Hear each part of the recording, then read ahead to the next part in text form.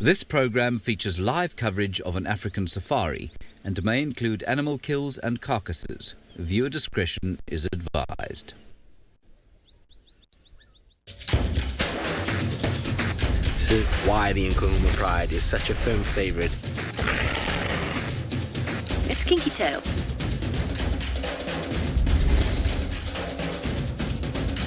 He just looks ready for a fight. This is still her territory. The Evoker boys are here to stay. How insane was that? Good afternoon, everybody, and welcome to the 24th episode of Safari Live, a weekly highlights package of the magnificent animal characters that we have here at Djuma Private Game Reserve in the western fringes of the great Kruger National Park, and, of course, the Maasai Mara up in Kenya. Now, as always, you are encouraged to talk to us. Please use the hashtag Safari Live on Twitter or the chat stream on YouTube, and please keep your questions, if you can, character-focused. Today, we focus on Tingana. It's always good to be just a little bit silent there because he is a duke. He is due a lot of respect. And the reason we're doing Tingana this week is because I was selected as the presenter to deliver the hosting role in this particular episode of Safari Lives, and they thought that Tingana, and I'm quoting the production crew here, would be a good one for me to do because he is old and I too am old. So that's why we are doing Tingana today. Jerry, play the map. This week, the small Djuma clan and their tiniest members provided carefree entertainment at the Philemon's Cutline hideaway. Hosanna showed zero sign of leaving home anytime soon and continued to audition for a place in the wilderness circus. The infinitely more stately Duke appeared from time to time looking healthy and strong before heading north to sully his name. The Talamati male had a rough night running from the not-so-hipster evokers. Up in the Mara, 2 or 3 sausage tree pride lionesses are fit to bursting with cubs. So that's what we're going to be looking at today, a brief summary of the movements of our favourite characters from this week. It's very nice to be back in the tent, I must say. I am in the tent today with Senzor Mkhize, who cannot show you his thumb because, unfortunately, he is holding the camera with both hands. We are, of course, joined in the field by Sydney Fumolani Mikosi. Try and say that fast 100 times. We have also perhaps got a cameo appearance from Lauren Arthur of Edinburgh, Scotland. She doesn't really talk like this, but I'm just going to pretend that she does. And also, of course, we have got an appearance from the Vov up in the Maasai Mara. Now, I believe that the Vov is waiting up in the Maasai Mara to greet you. He has had a wonderful week with some very rare carnivores. Good afternoon, everybody. Welcome to the Mara Triangle in Kenya, where it is a beautiful 28 degrees Celsius, 82 degrees Fahrenheit. A very nice flip-flop number there to work on. And it is myself out, Steve, or as James likes to call me, the Vov, with Big James out here in the Mara. How are you all doing this afternoon? I'm sure James has told you how to get hold of us. Please send through your questions, hashtag Safari Live. Drop them on the YouTube chat stream. We'd love to hear from you. Well, we started this afternoon with a couple of zebra over there. The migration of zebra, they are still around, enjoying the open area in the marsh. First little view of them hanging out together with, well, a few Thompson's gazelle a little bit off to the left there. And zebra grazing, there we go. Heads down, tails wagging. It's a lovely afternoon, it's not too hot. And we're hoping to show you some magical sightings this afternoon. There are some surprises in store, and we're hoping to maybe get a view of at some stage. For now, we've got a sleepy topi and some zebra. No wildebeests in sight. Most of them seem to have moved off down to the south.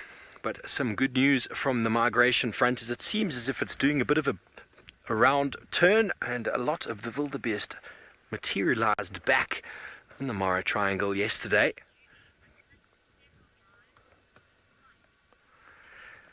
Judy, welcome to the show. We are super psyched ourselves to be able to show you some things this afternoon. And no doubt you will be quite amazed at what you have missed this last week. Very exciting times. It has been a very interesting week in the Mara. As always, the game are all over the place, and what we thought, as I said before, the migration had all but disappeared.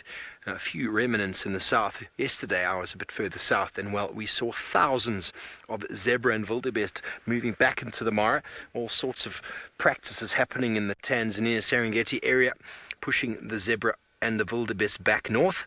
Potentially some late season burning, and also the fact that we've had some rain. Goodwin, what a fantastic question. Well, indeed, the collective name of a group of zebra is called a dazzle, and that is to confuse the predator. If you have a look at those individuals there, the stripes almost melt into each other, and what they do when the animals are moving as one is they actually add a form of confusion.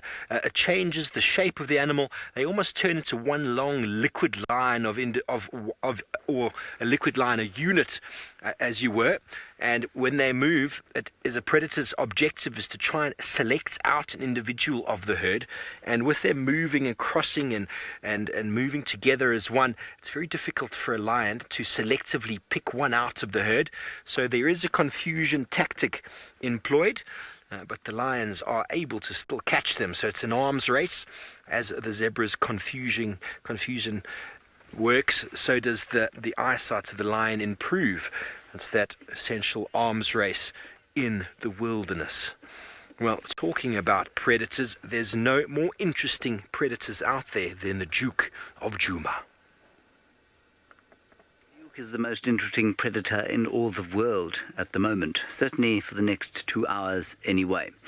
Now, I first met him in 2015, and that's because I started here in 2015, and we only started broadcasting permanently in January of 2015. So some of you may have met Tingana before that, but our archive doesn't stretch further back from that. So what we're going to do is have a look at the first time that we saw Tingana. There it is. So what I'll do is talk over this little clip. There he is. He already had a dewlap when we met him. Now, of course, in January of 2015, that's almost 4 years ago now. So he was between 8 and 9 years old. Mostly probably 9, and clearly not quite as confident as he is at the moment. You can't imagine him running away from a hyena these days, can you? Now, this particular shot of him makes him look very young, I think. His nose isn't quite as scarred. His face looks a little bit more like Hosana's. And there, of course, he is enjoying himself a very nice meal. Now, what he was renowned for when he started off, or when we started viewing him, was, of course, killing warthogs. And here he is taking one out. Remember, in those days we didn't have infrared, so he did use white light. We've stopped doing that since then. That hapless little piglet bought it during Big Cat Week, if you can believe it, in 2015. I remember that. I was on foot trying to show a garden orb web spider when I was crashed away from. Anyway, and then he was also quite well known for killing aardvark. He killed 2 and put them on a tree far in the western side of his territory. And I'll show you where his territory used to extend. It doesn't extend into that area anymore. But look how much younger he looks there, but still very distinctive. I'm so glad we don't use those white lights anymore. I also feel like his voice was probably slightly louder back then. And there is the young duke with a very fat belly. So, those were his earliest origins. And I remember the first time, I don't actually remember the first time I met him, but I remember hearing of him a lot before I actually met him, because, of course, this domain here at Djuma was that of Mvula, who was a male slightly older than him, had been established in the area for a while, and Tingana actually didn't spend a lot of time here. But I will take you through his territorial movements a little bit later. Tom, you say that was your first Tingana sighting, the one with the warthog. Yeah, that was very special. Like I say, it was our first kind of big cat week, and we were all in a big panic. I was on foot. We had Brent and Scott out, and I think Peter Pretorius was driving that vehicle at the time. And Tingana managed to dig that warthog out of its burrow on Arathusa, which is to the west of us. And as many of you know, we simply don't see Tingana on Arathusa anymore, and that's not because we don't drive there anymore, it's because he doesn't go there anymore. So his territory has shifted substantially since 2015.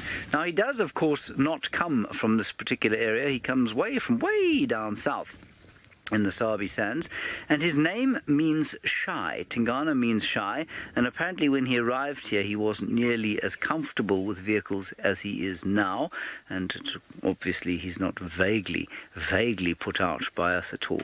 And I just think it's been fantastic to watch him over the last 4 years, say 3 and a bit years. It will be 4 years come January. And that's just because he's developed as a character, and we've learnt his personality. We've watched him get older in the same way that we watch our pets get older, I suppose, and our family get older.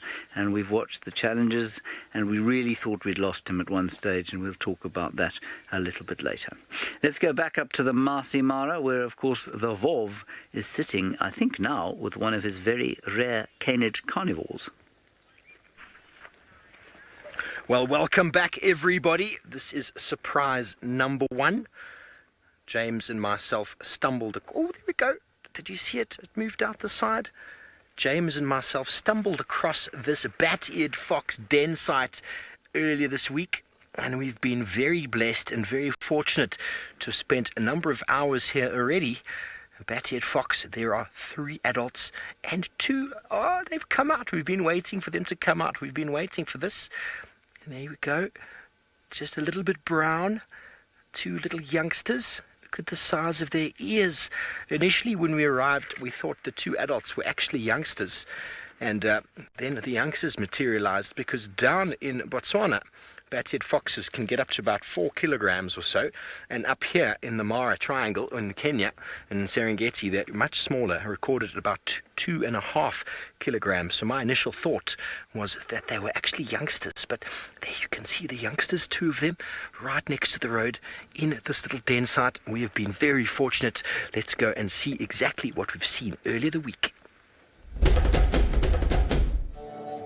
We nearly overlooked a family of bat-eared foxes, curled up and hidden in the long grass. These strange-looking canids den in abandoned aardvark holes, nearby high concentrations of their favorite food, harvested termites. Foraging activity can be by day or by night, depending on the activity of these insects. Their enormous ears are designed to hear the faintest of sounds below ground, and these foxes hunt by sound rather than smell. Well-developed toenails assist not only in modifying suitable den sites, but also in digging for beetle larvae, termites and rodents. The puppies never venture too far from the safe haven of their den in the early months, but sooner than most dogs, these youngsters will need to move with the adults if they want insects of their own, dispersing as early as 6 months from their natal den. These puppies must grow fast and learn from the adults all the necessary skills required to survive here in a predator-rich environment.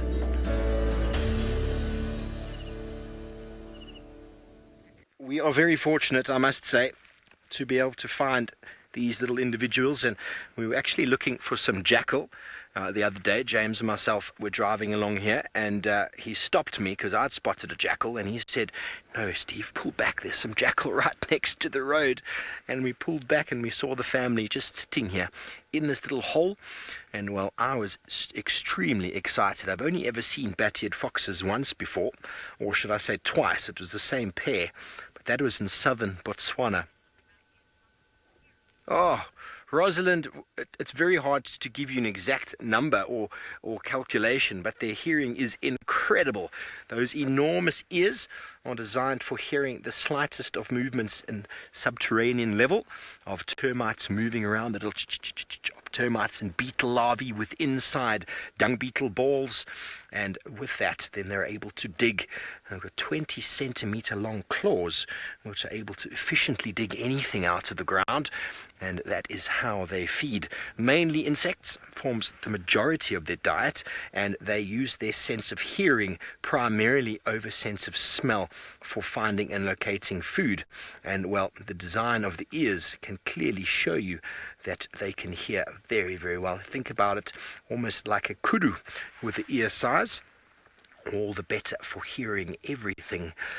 But out here on the open grassland, this is the preferred habitat for bat-eared foxes, not occurring in more densely wooded areas specific for their food source being the harvester termite. And, well, they need to hide in these little burrows, nesting there and having their babies, so that they can avoid anything, especially in the form of large predators, just like leopards.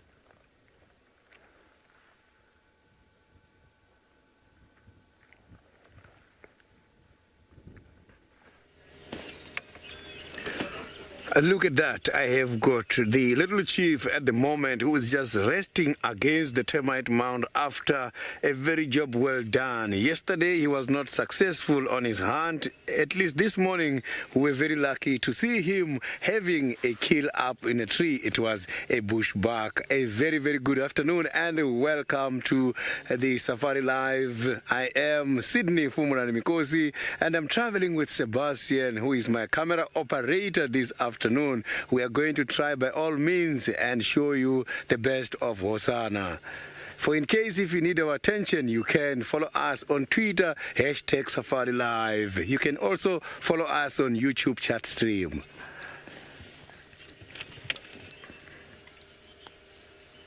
So here by this sighting, I am not alone at the moment. There is some other vehicles who are also enjoying this little chief. You can see the little chief looks very tired. He has been running, chasing animals. He also been chased. Let's see what he has been experiencing during the week. Hosanna was quite hungry at the beginning of the week and was on the move looking for food. His sociable nature has the potential to get him in trouble. This was a close call. However, the buffalo remained skittish around the waterhole, eventually chasing the young leopard off. At last, Hosanna managed to quench his thirst before continuing to search for a meal. What goes around comes around. You saw that this cat can also run away from danger. The buffaloes can be so very much protective, but he was lucky because he did not get any injuries during the chase. Now he's very much tired at the moment after having a very good meal this morning. So the meal has been rearranged. It's now by a different tree, and the intestines has been taken out from the carcass at the moment. Maybe shortly afterwards he might wake up and move to where the kill is hanging.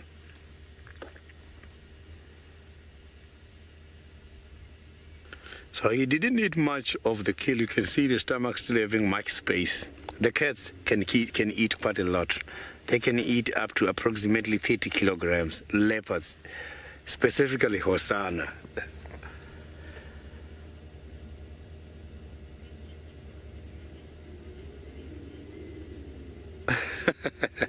Giraffe girl, Hosanna is not yet my favorite leopard. Yes, I like Hosanna too much, but my favorite one is Tingana. I like Tingana sowing. It's so lovely. So maybe soon as it starts to sow is when I am going to change from Tingana to Hosanna. So my interests are also punctuated with the sow.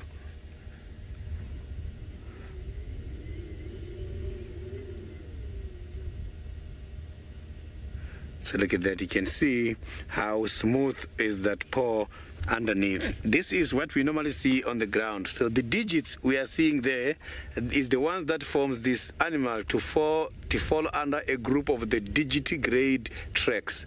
The digitigrade tracks are those tracks which walk starting from the toes. They walk on their toes. So that is why it's falling under the digiti tracks.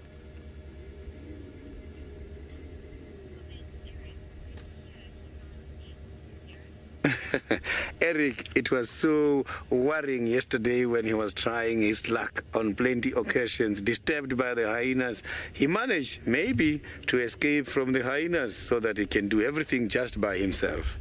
Hyenas can give him problems. This afternoon he was lucky because during the arrangement of the kill, they were not around. It was a distance from where the kill was in the morning and where it is now. I'm sure if they were around, he was not going to be able to drag that kill to the next spot.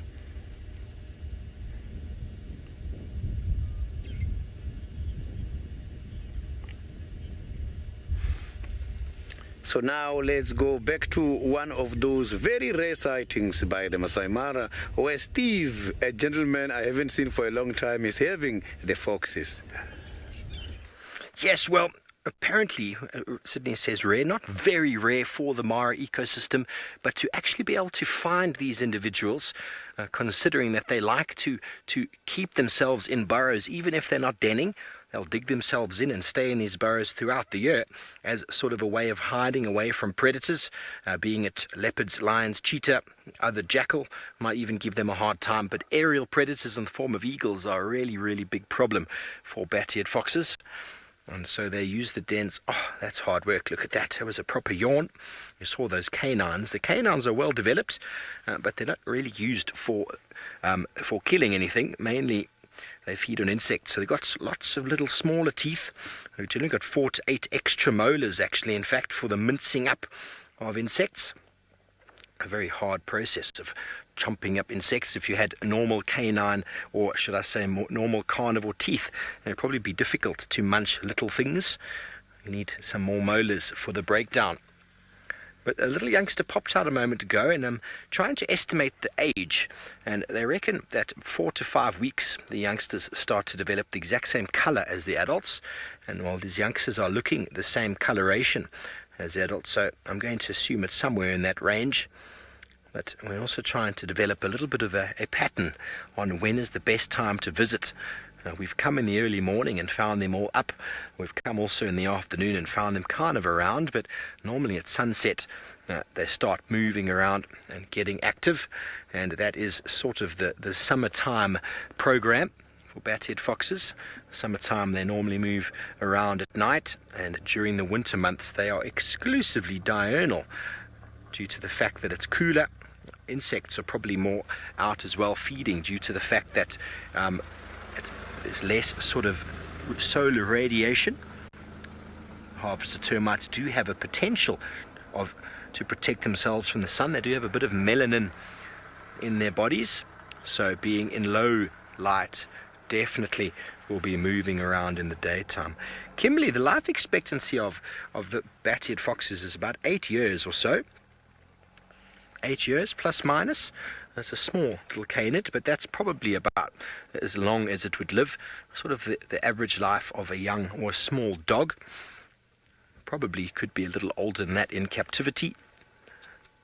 But there is lots of fatalities for them out here, as they are preyed upon, as I said, by many, many, many animals. And some of them might just kill them due to the fact that they look like a predator. So they are under risk of all sorts of nocturnal and diurnal predators. And the man himself, talking about probably one of the most documented nocturnal predators at the moment, is James Hendry.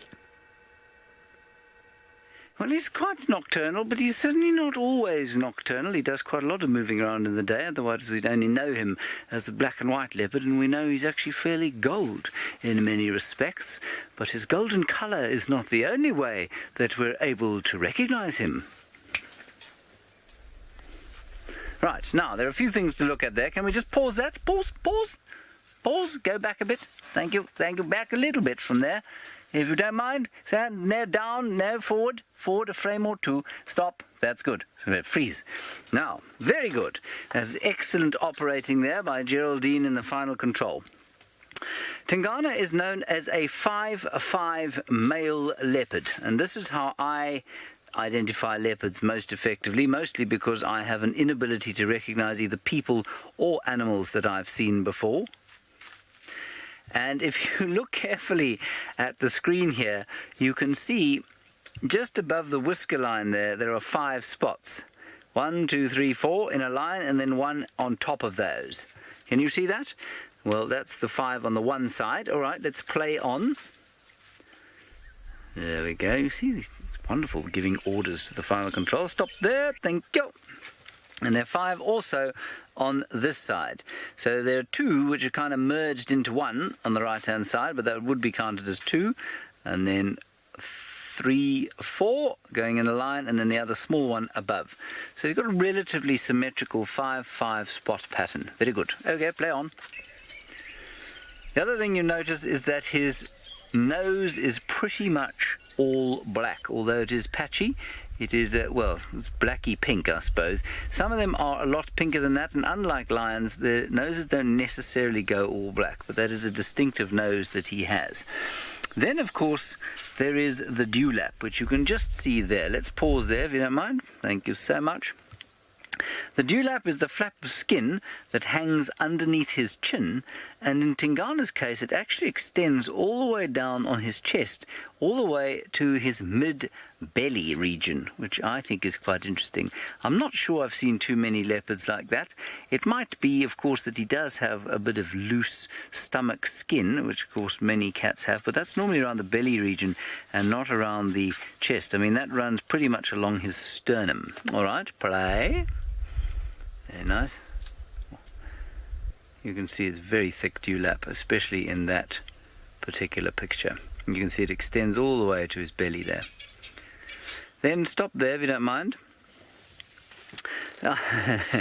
And Jerry's preempted Puma's question here because she's seen it.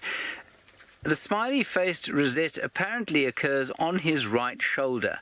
I can't see it. I've never been able to see it. You may all look at his right shoulder now and tell me if you can see a smiley face. Oh, I can sort of see it. It's at an angle. Sorry, it's his left shoulder. It is his left shoulder, of course. We're looking at it now. You can see the smiley face if you're very imaginative, and it has turned over to the left-hand side. There are 2 eyes and a smiley face just above the shoulder, I suppose. You might say, maybe. Yeah, let's play on. Thank you, Jerry. There, he's showing you his smiley face. Then, of course, he's obviously scarred. His ears are a bit scuffed. If we pause there, you can see his ears are scuffed up. And that is quite a good way of recognizing him. But, of course, the ears can become further scuffed as time goes on, especially in an old leopard like this. And let's play. Now, I think he's pretty average-sized male leopard. Many people will say that he probably weighs about 80 kilograms. I don't think that that's true. The average for this area is between 65 and 70, so I'm going to say he's about 70 kilograms or so, which is not particularly heavy. It's not much heavier than me. Anyway, that is Tingana looking at you. Of course, he's also recognizable as a male leopard from the, golden orbs, should we say, behind his tail. He's a magnificent, magnificent male leopard. And certainly he's my favourite male leopard. I know that Sydney was saying that he was his favourite male leopard as well. Well, we can both have him as our favourite male leopards. He's my favourite, of course, because he's old, and I'm also old.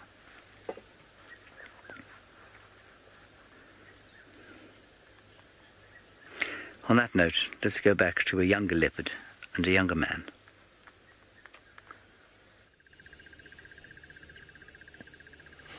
So the young man is now sleeping. You can see how his breathing rate is like, and it's very much hot at the moment here where I am.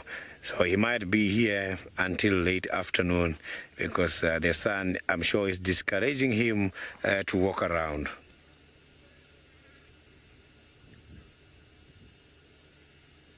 You can see even the whiskers are flattened against the side of the head there. So those whiskers mostly is the ones that works a lot. When the other senses are not that very active, whiskers, they are much more active and they can detect things which are coming and the size of the approaching animals and the distances. You can be able to hear everything from the whiskers. So the tip of the whiskers has got very, very good receptors which can be able to send everything to the nervous system and to the sense organ and to the brain. So this animal is well gifted.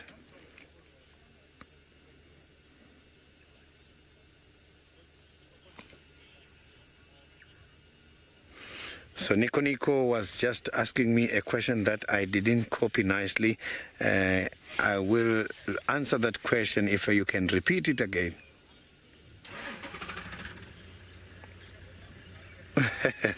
Nico, there is no reason today for Hosanna to run around. He got a meal already. It's just that he is now looking after the meal from a distance. So the meal is just about a couple of meters away from here. So there's no need for him today to go around. So he will be eating anytime soon. There's no competition, but if Tingana comes, you know, it has been happening a lot. Chances for him to lose the carcass, they are very much high.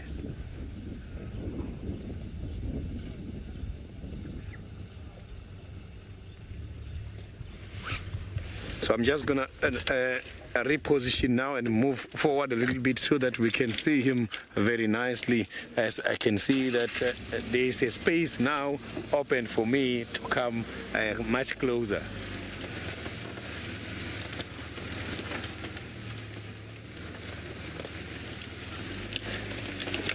He is growing. This cat is growing.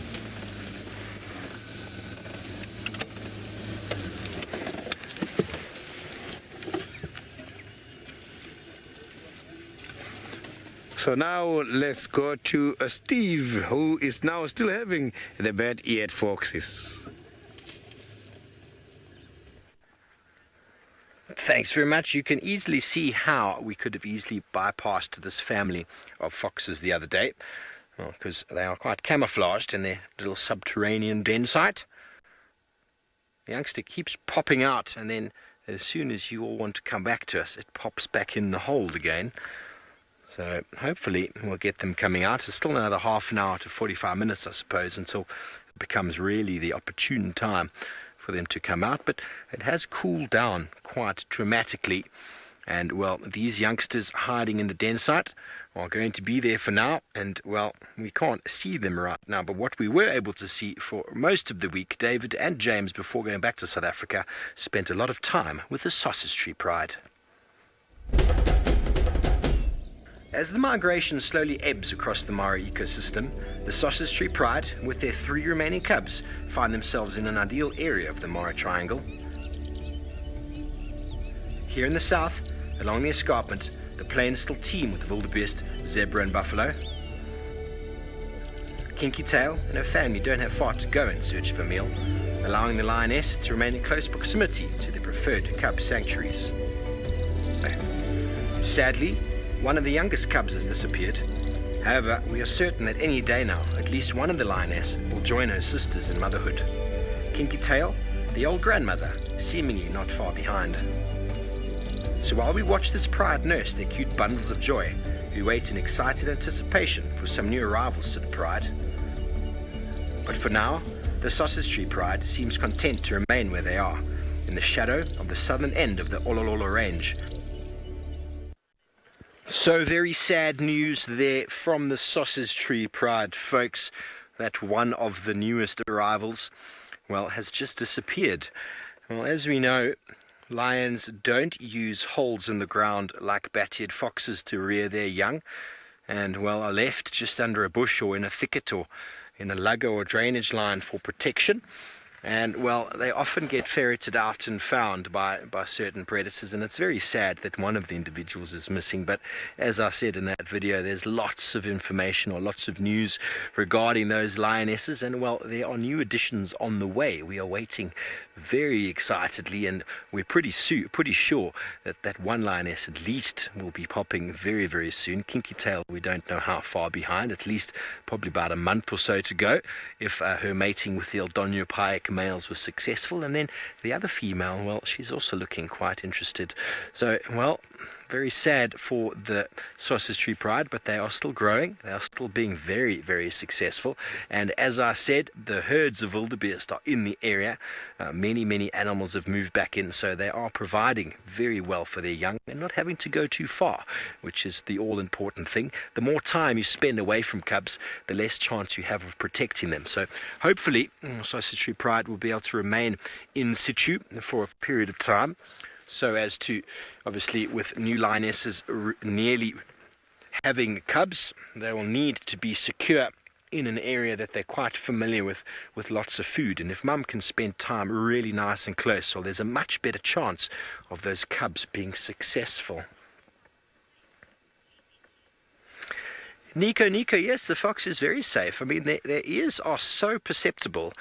Probably one of the biggest risks that they do have is aerial predators coming along. And, well, an aerial predator makes a noise when it flies, and the fox would most likely be able to hear it. They're very sensitive to that, and they quickly dash into the hole in the ground if need be. This is the time of day that they'll start coming out and doing a little bit of grooming and socializing on the outside of the den, but very, very alert. You see how something made a noise there and, well, went underground again, but we're hoping the whole family will come out. There are a trio of adults. We're not sure exactly the makeup, but it's obviously a mating pair. And then there could potentially be a daughter that has remained on from last season, or it could be a second male. But due to the fact that there's only 2 youngsters, there's a good chance that it's a daughter from last year that is basically just visiting and just spending time to assist in the foraging and uprearing of the youngsters. But we're going to stay here with them and see, hopefully in the next little while, they're going to come out and show you how cute they really, really are. But, yeah, what a marvellous afternoon, what a marvellous week we've had, and what a find. I mean, we're right here, what's this, 6 meters from the side of the road. Very, very close, very easily accessible. We can easily come here and view them. I'm just trying to also spot where the jackal might be. There's a jackal den site not far away as well. And each time we come and investigate these foxes, the jackal are nearby, and some of the younger jackal, I think they're a bit older than the bat-eared fox youngsters themselves, and they often come quite close to investigate. And I say that because each time we've seen it, the adult bat-eared foxes haven't really given too much of a negative reaction, because normally if jackals or other predators approach, they can get very, very sort of uppity and raise their fur. We haven't seen that happen yet, but I'm sure if Tingana made a move nearby to these foxes, we see some very interesting action. Yes, I'm sure we would see some action. I found myself a nice walking stick outside here. It is, of course, a giraffe radius, I think, actually. It's quite nice. Yes. Good. Now, we are going to take a look at the... Sorry, am I not in the right place? We're going to take a look at the... I became distracted by what I was going to say to you. The private life of Tingana, I think, possibly the best way to put it. Right, there is Tingana and his first consort, Shadow. Now, it has always struck me as slightly amazing that we find it abhorrent to even talk about humans doing the same thing as these cats are about to do, but how utterly fascinated we are when animals are in the act of making other animals. Yeah. Which is, of course, what's going on there. Now, Shadow unfortunately passed on. We don't know what happened to her. It's possible she had a fight with Shidulu, who's now occupying her territory. Anyway, she produced, so we stop there before we watch Karula, because, of course, we must be respectful to Karula. Shadow gave birth to Sindile, who we think could well have been Tingana's offspring. Shadow also gave birth to Not Barbara. We're going to go through those cats after seeing the mating, though. So let's continue from here. Sorry about that. I think I'm jumping the gun slightly. Let's carry on. There we go. That is the queen, Karula, the ex-queen, and Tingana. They had a tempestuous relationship, as you can see. And there is the current queen, daughter of Tandi, sister to Shadow. She, of course, looks deeply dissatisfied with life as a matter of course. There she is.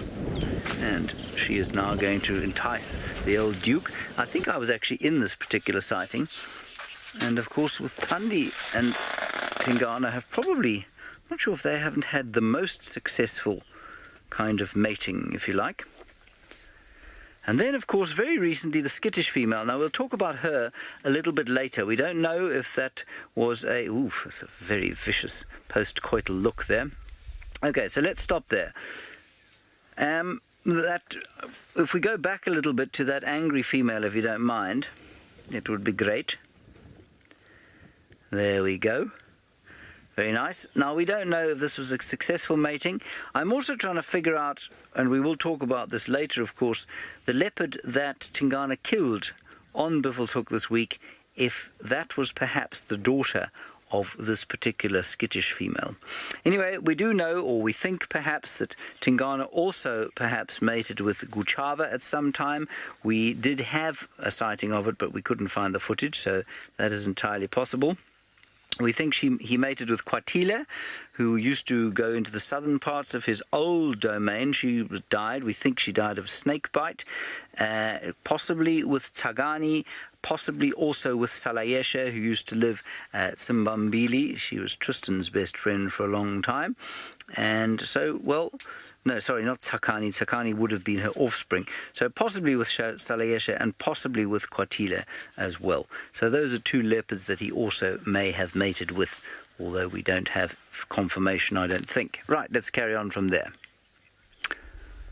Now let's pause there. No, Jerry, I'm going to huck you now. Let's go back again, if you don't mind. Liz, why do they grab each other around the neck? Now, let's go from... Keep going back, Jerry. Yeah, no, forward. Yes, now stop. Good. Now let's, if you don't mind, let's play this almost sort of frame by frame. So they are now in flagrante delicto, as you might say. So they're in the act. He has grabbed her around the neck. Hold there, Jerry, because he's about to withdraw. Now, on withdrawal, it's very painful for the female because, of course, the male has got a barbed penis, which you've heard us say many times. That is very painful for the female. So while he withdraws, he grabs her neck and holds her down so that when he does eventually get off her, let's slowly go forward, you can see he's going to make a move to move off her. He picks her up so she can't turn around, and then he quickly tries to jump off. And you can see as he lets go, she swings round and swats at him. There we go. And that's because it is very painful for her. And so he's got to be very careful not to lose an eye as he dismounts. And you can see how enraged she looks and how he gets pretty irritated as well. I don't think it's very nice for him either. I don't think it's nice for either of them. Anyway, it's quite common in the cats. In fact, I think all cats have got a barbed penis. And so mating can be a little bit painful for all concerned. Anyway, that's why, Liz, there is the neck grabbing. Alrighty, let us continue. Now, these two little cubs, Shongile and Hosana, were, of course, the offspring of the great queen Kurula. That is the gorgeous Shongile, also probably dead, unfortunately. She was a 4-3 female, possibly killed by Thandi. We don't know that for sure, and she was just my very favourite. She was so wonderful on foot, and that is a little picture of Hosana, who, of course, Sydney is with now, and he's grown up and grown into our hearts. Well, he was in our hearts from the day we met him, wasn't he? And this is the very latest of Hosana's footage, other than the live stuff you've been looking at. He's become a very successful young male leopard. We don't know what's going to happen to him, but he's well on his way to establishing himself. And, of course, there's his father. He lives in his father's domain. Tamba, another wonderful cat. Let's pause there, if you don't mind. He had the longest whiskers of any leopard I've ever seen. Look at them. They're ridiculous things. He looks a little bit like Patrick Fitzgerald with his moustache. Not entirely dissimilar. All right, let's play on from there. And he's gone down to Londolozi, where he seems to be fine. He had an interaction with the Anderson male, possibly gave the Anderson male a smack, we're not sure. He was always a very serious leopard. And then there was this gorgeous little cat who I spent, I think, 2 full afternoons with. That's all I had with her when we called her Not Barbara. And she unfortunately died when Shadow died.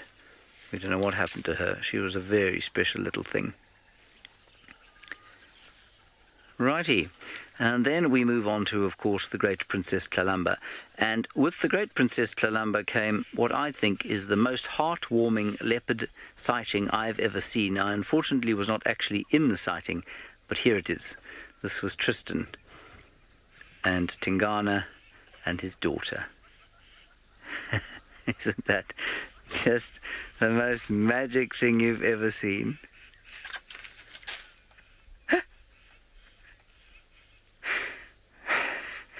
It makes me so happy to see that.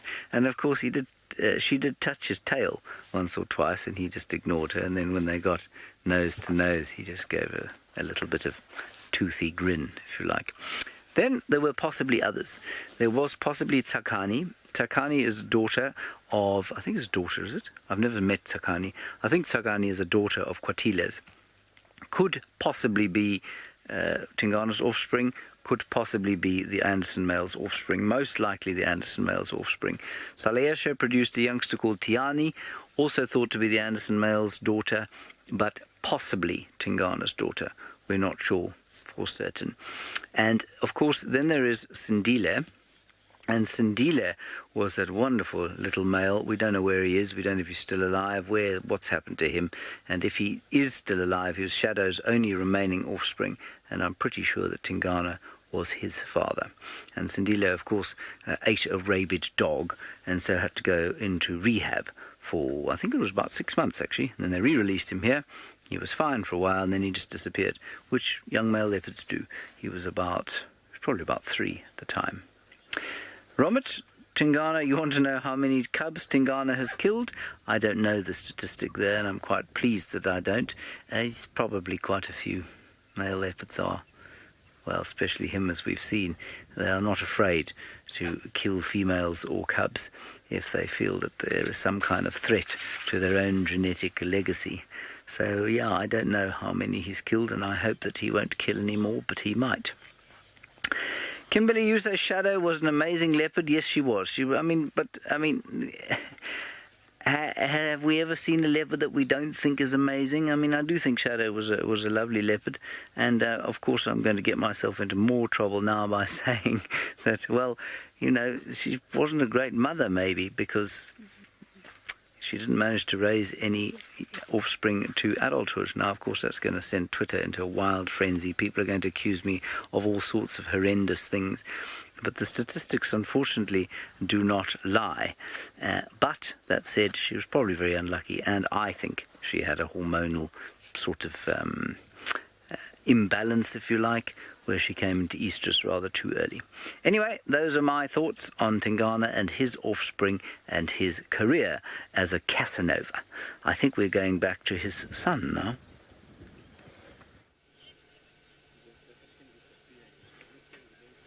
Hosanna is growing very fast from a little one. Now he is approaching 3 years. This is happening so quickly, and he is already well equipped with quite a lot of hunting skills.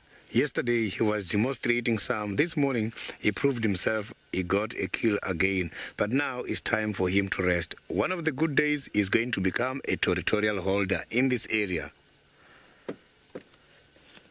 So he's already gone past the vulnerable stage. When cats are still young, left unattended by the den is when other predators can take him down. But to Hosanna, it was worse because he grew up without having a mother close by.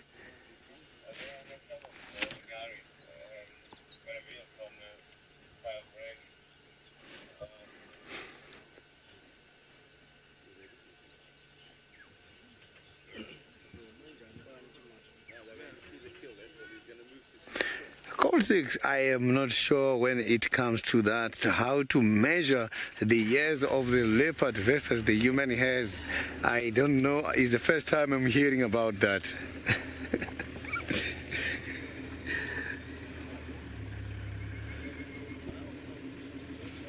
Maybe some of my viewers who has got a good knowledge on that kind of a measurement can assist me to get hold of that answer.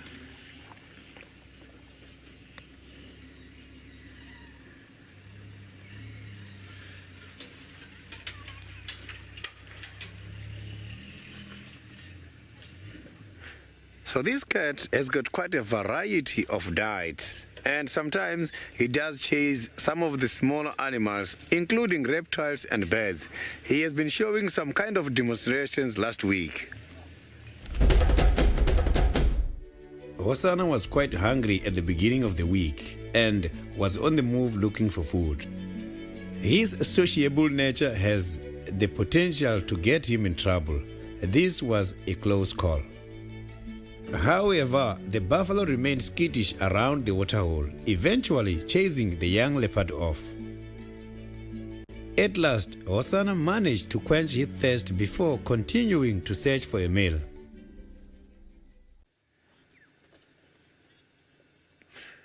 On behalf of the FC and the rest of the team, I would like to apologize for the wrong clip, but the Hosanna's clip with the goslings, it will come right. The heat did not ease up during the week, making waterholes gathering points for thirsty animals. The minimal water is bringing together some unlikely companions. In this case, Hosanna and an Egyptian goose and its gosling. Unlike the buffalo, the geese kept their distance, watching as Hosanna rested on the cracked, dry ground. Hosanna continued with his day, sticking to the shaded paths.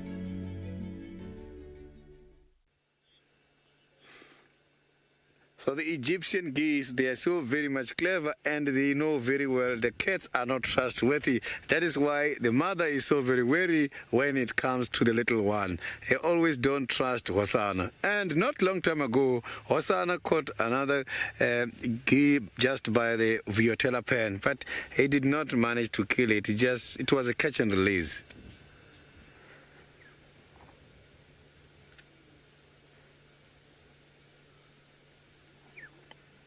Look at that, I'm just trying to check if a stick, that stick is right on his mouth.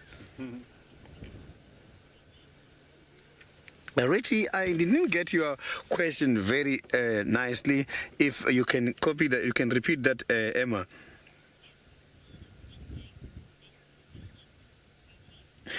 He is, because of the heat, it is very much hot here where I am at the moment. You can see he's even having a stick against his mouth.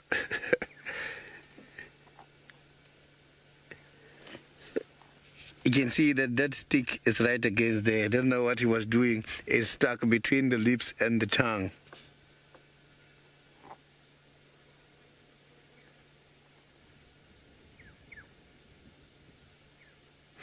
So you can see it's right on a deep sleep. You can see those whiskers on top of the eyes as well coming out there.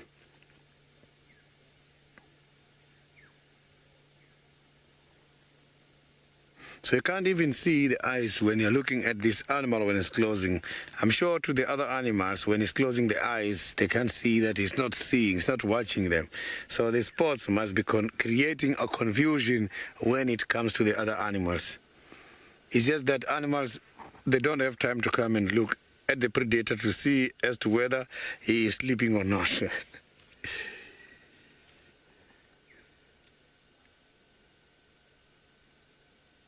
So he's now at the very good spot, because where he is, these other small animals such as squirrels, they can't see him at the moment.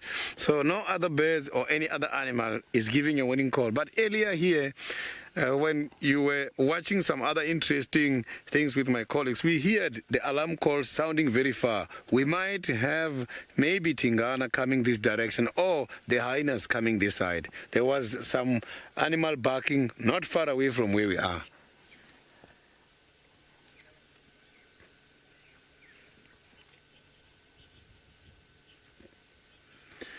Wendy, we do have quite a lot of leopards coming here. Some, we see them for the first time, but the ones that we see very often is this one, the little chief, Hosanna. We've got his father, Tingana, and we also see Tandi and Kalamba. Sometimes we see Hukumuri, one of the male counterparts of Tingana. He also comes here. And another one called Mfokazi. sometimes they come. Shidulu comes here. Kuchava. It's quite a lot. To count them all, I won't finish this list today. But we do have quite a lot of them coming here. Just that they don't come at the same time. They give each other a chance. And some, they come and pass by. Some of them recognize them from the tracks to say, last night we had a visitor here, Hukumuri was here, or Kuchava was here.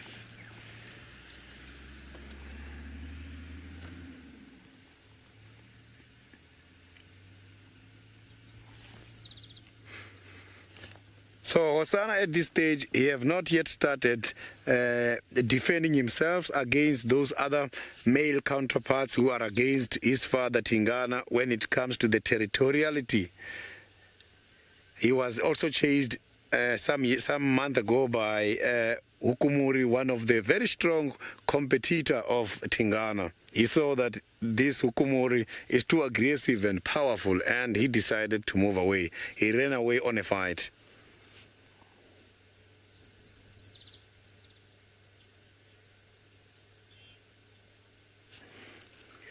So now let's cross over to James, who is going to give you a fully detailed information about who is owning this territory.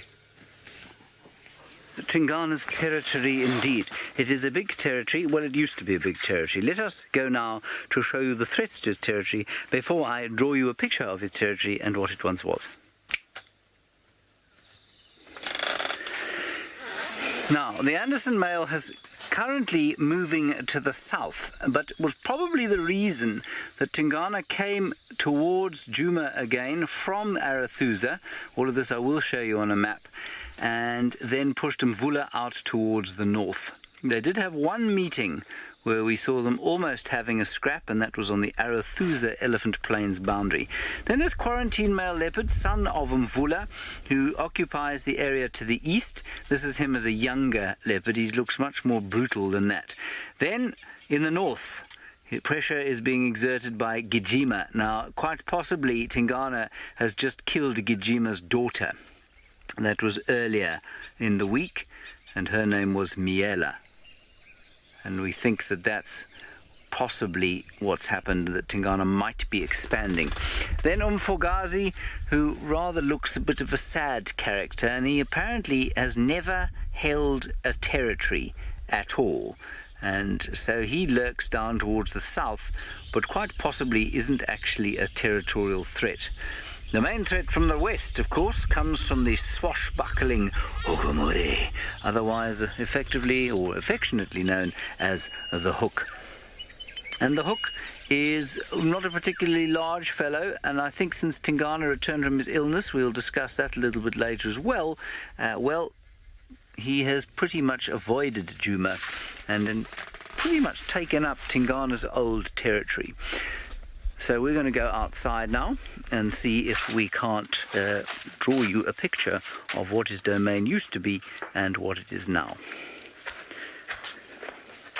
Now, I, as you remember, was banned from drawing while live, especially on TV shows. The Brains Trust at Nat Geo Wild said that they felt my artistic skills were certainly not of the requisite standard for their channel, but as we're not on a TV show right now, and I'm not sure if my bosses are watching, I'm going to draw again.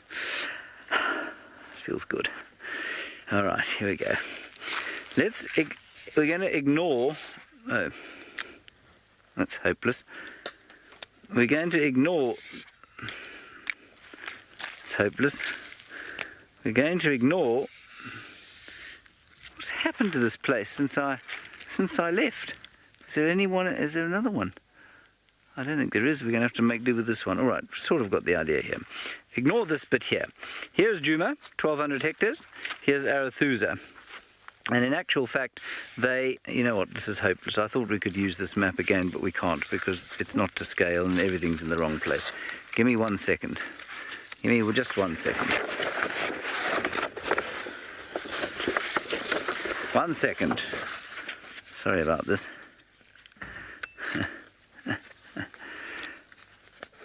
Right. Well, this is quite interesting. James, you say, is Tingana trying to take some of his old territory from Gijima? in Buffelshoek. I don't know, but it's quite possible. Okay, so here we have Djuma. Looks roughly like that. We had Arethusa, which looks roughly like that. There we go. And we've got some Bambalai, which looks roughly like that. And over here we've got Elephant Plains, which looks roughly like that. Now, there's going to be a magic trick. Look at the sun. Thank you. Okay, we can come back now. We now have pens at work. Okay, so there's Elephant Plains. That's Arethusa. Simbambili. It's not a particularly good drawing of it, but anyway, it's going to do for now.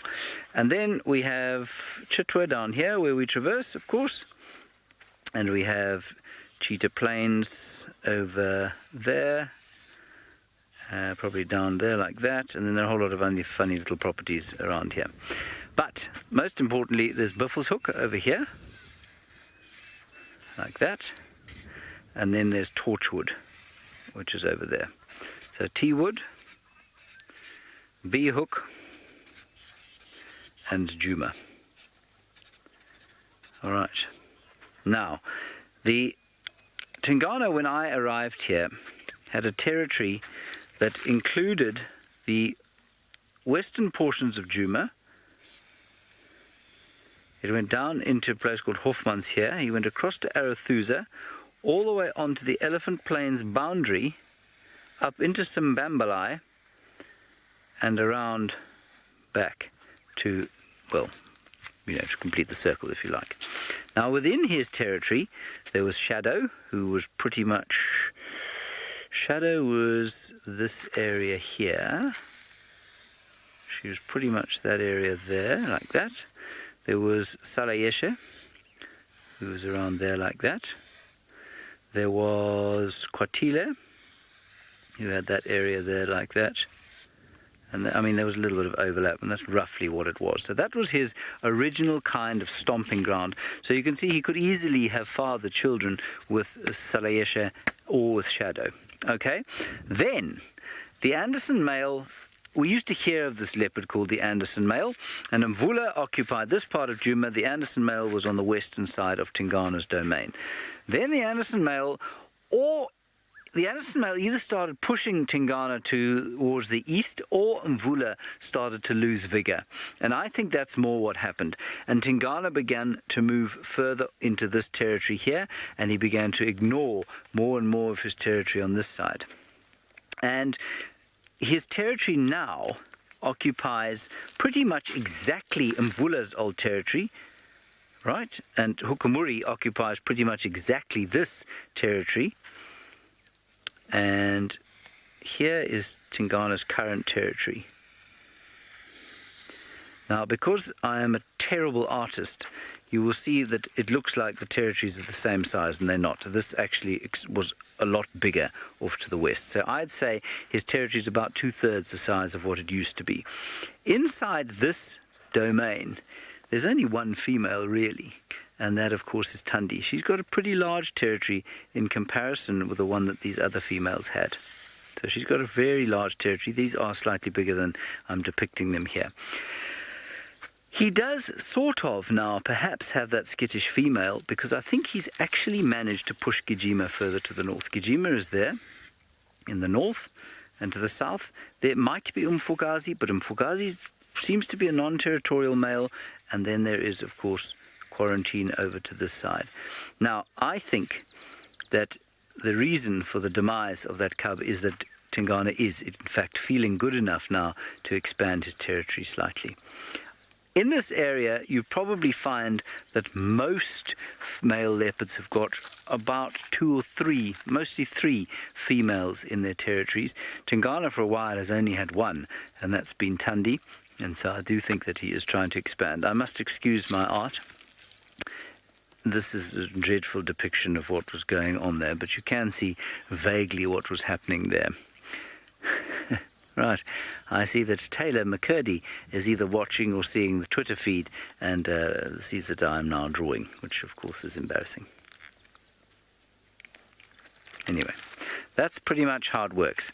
And Who knows how long he's going to last? He's 13 years old now, we think. Of course, nobody knows exactly when he was born. We think he was born sometime in 2006. We don't know exactly where either. We're guessing somewhere south in the Sabi Sands, but we'd probably have seen him if that's where he was from. Somebody would have recognized him, so no one really knows where he was from. That's the situation as it is right now. Let's go back to, of course, his son, who's occupying mostly the central parts of Djuma.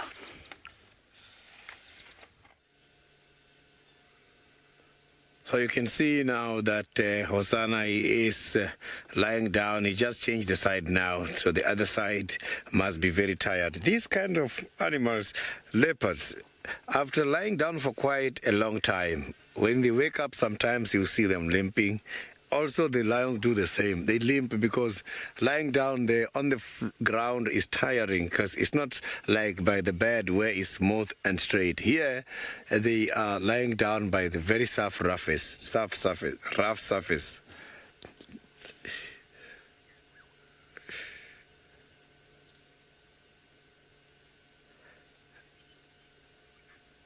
There is quite a lot of sticks there. You can see the ears there have got quite a lot of hairs. Sometimes the cats, not too sure if by the cats is happening, but dogs mostly, when they're getting old, the ears inside, it gets thick and they lose the hearing a little bit when it comes to aging.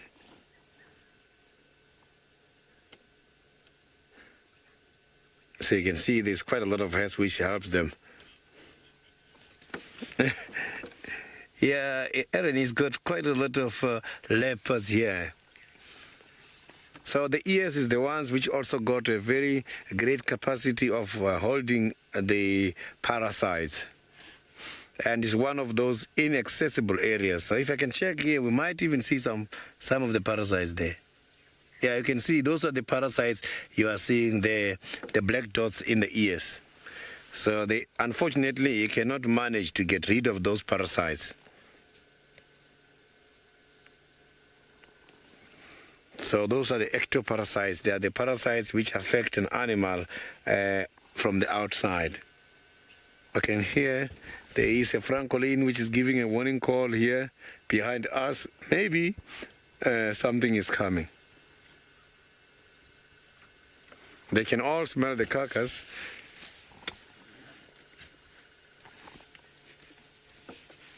So you can see that very long tail there.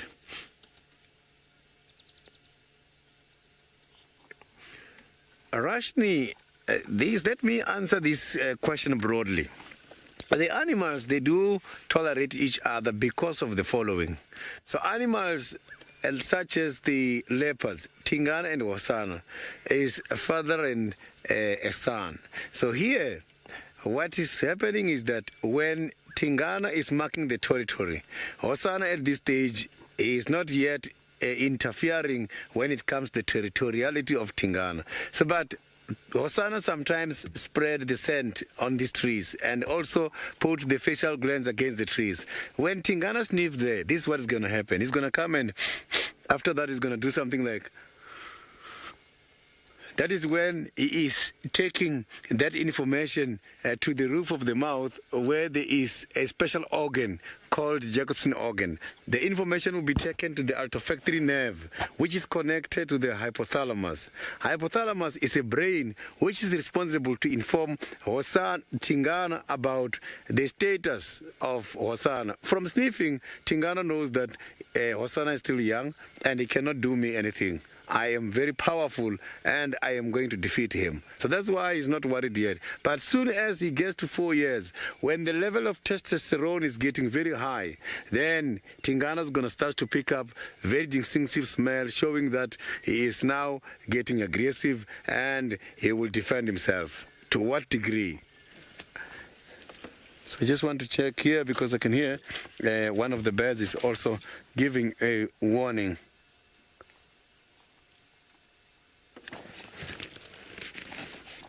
Maybe something is coming.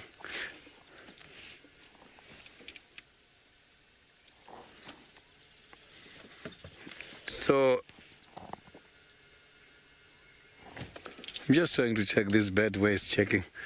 So, but I will hear if there is an animal coming, maybe the other birds are going to start also joining the mob, and we might hear quite a lot of calls coming from different species. So now let's cross over to the Maasai Mara and hear what is happening with Steve at the moment. Thanks, Sydney. Poor old Hosana with parasites on his ears. One of the benefits of being a social animal is you're able to groom and help each other with those hard-to-reach places. And the jackal family has come out of hiding.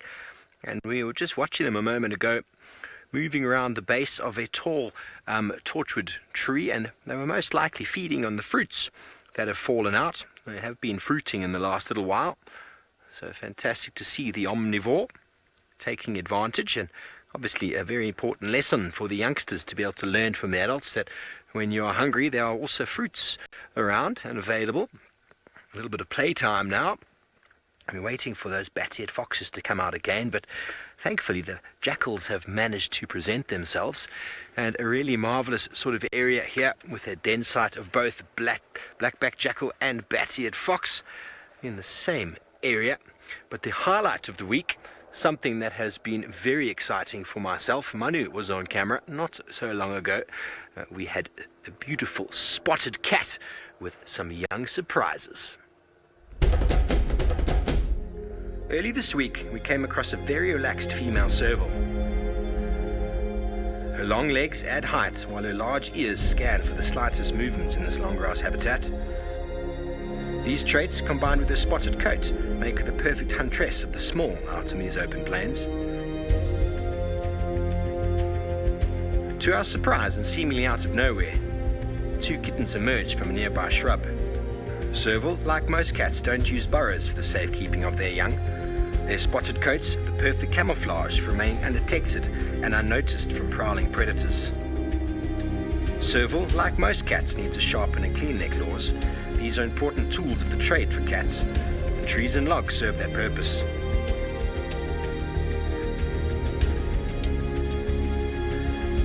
With the kittens stashed away safely in a new sanctuary, Mama Serval continued on her search for some almost imperceptible critters hidden in the long grass. How special was that?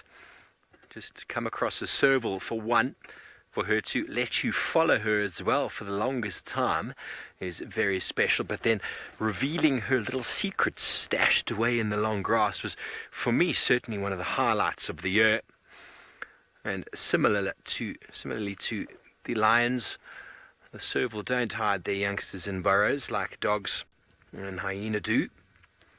So Mum has to be very careful moving those kittens around quite regularly, of course, if she wants them to survive in this perilous landscape. It seems to be the time of youngsters, though, bat-eared foxes and jackal and serval. So generally a lot of these sort of animals, well, there's never, not always, not should I say never, there's not always a peak, but a lot of predators will try and coincide their birthing with sort of a rainy period or a wet period, a time of abundance. Cats or lions don't really seem to have too much of that sort of strategy, but there does seem to be sort of that peak with the sausage tree pride looking to have more cubs. They've got cubs at the moment. These jackal pups looking like they're nearly ready to be leaving the den, and while the bat-eared foxes still about another month or 3 until they do. So really time of plenty on the open plains, and as I said, it is abundant with life and youngsters, and very, very cool indeed.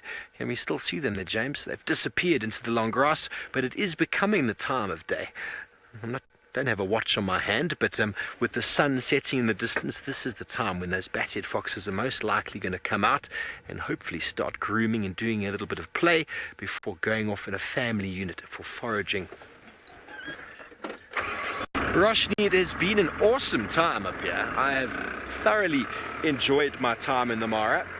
I've seen some very interesting things.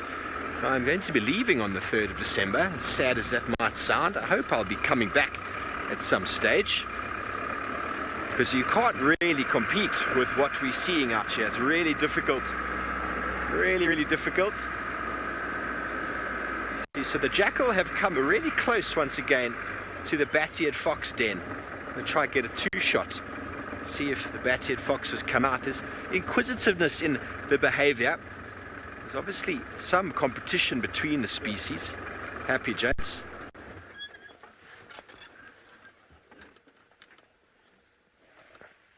MDR, most of these animals they do have the potential to dig burrows for themselves, but the hard work is generally done by aardvark, and well, then they just sort of cater for their little whim, basically. They'll dig little extensions or smaller cavities within the den itself.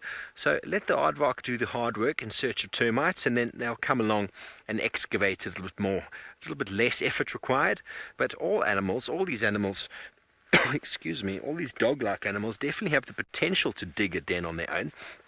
I mean, bat-head foxes have got incredible digging potential, but they generally keep that for digging of prey, digging of larvae and termites out, and they will use it to change and to modify the den site to obviously secret away little youngsters inside, maybe make it a little bit deeper, a little bit further back, so as to make it a little bit less accessible for predators that might want to snack on their little youngsters. But really is so interesting to see bat-head foxes and jackal very, very close to each other. There will, as I said, there will be competition for food resource, but the bat-head fox having to specialize to move into more of a sort of insect diet.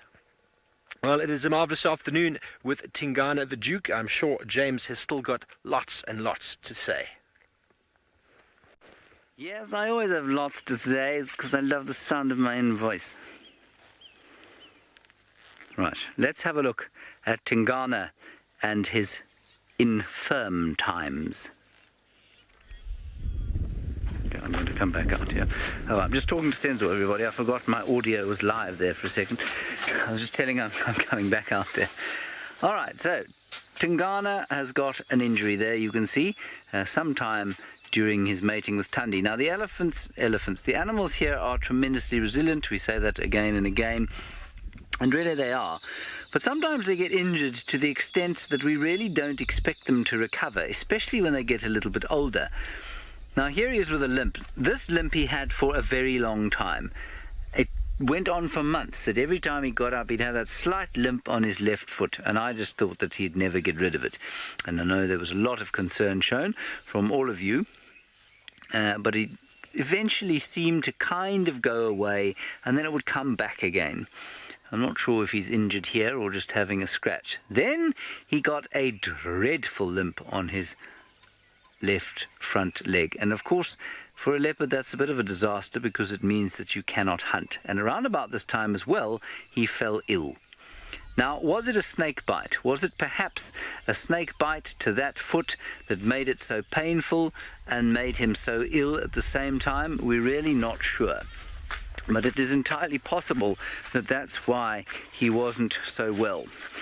And if there was ever a threat to his life, it's not me. Before we continue with this story, we're just going to look over there because an effluent has come to visit us at the tent. Isn't that marvelous?